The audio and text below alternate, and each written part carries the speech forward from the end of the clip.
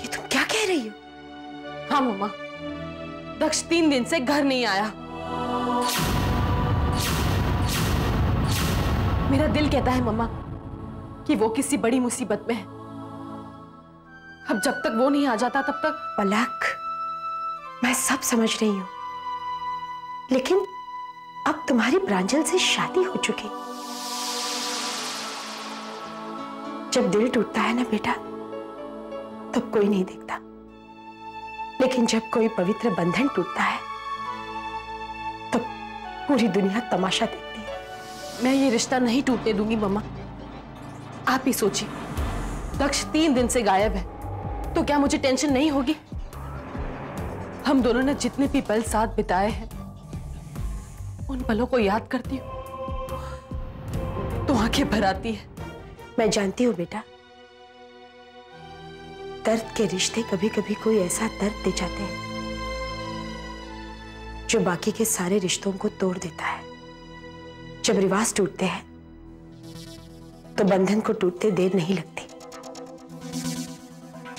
ये मत भूलना कि अब तुम्हारी शादी हो चुकी है प्रांजल से, और मुझे विश्वास है कि तुम उसके साथ खुश रहोगे। अच्छा यही होगा कि तुम अब दक्ष को अपने दिलो दिमाग से निकाल दो, क्योंकि बेटा, एक पत्नी के दिल में सिर्फ उसका पति रह सकता है। तुम समझ रही हो ना मैं क्या कह रही हूं? हाँ मम्मा, मैं समझ रही हूं। ठीक है बेटा, चलती हूं अब। अपना ख्याल रखना मम्मा।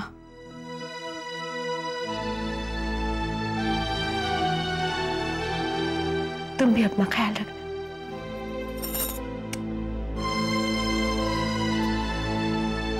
आप नहीं जानती मम्मा, दक्ष की मेरे दिल में जो जगह है वो कभी नहीं जाएगी। उसका और मेरा सांसों का रिश्ता है। आज अगर वो नहीं है तो मुझे अपनी ही सांसें सुनाई नहीं देती। एक ही दुआ है मेरी भगवान से, दक्ष जहां कहीं भी हो अच्छा हो। हे भगवान, उसकी आंखों में वो रोशनी देना जो उसे यहां तक ले आए।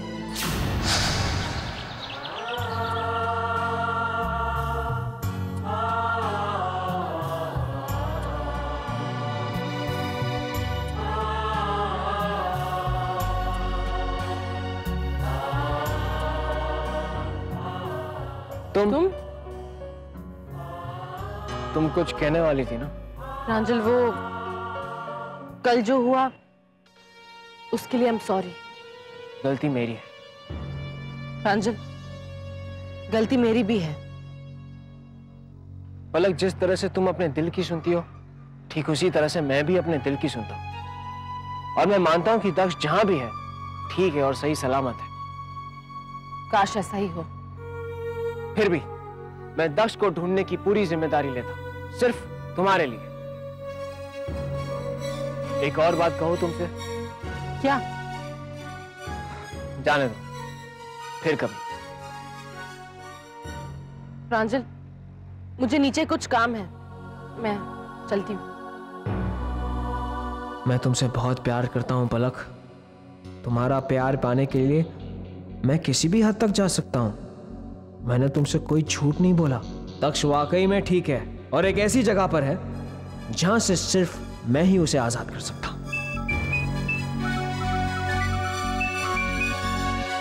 प्रणाम मां। तुम्हारे लिए एक बुरी खबर है, दक्ष भाग गया।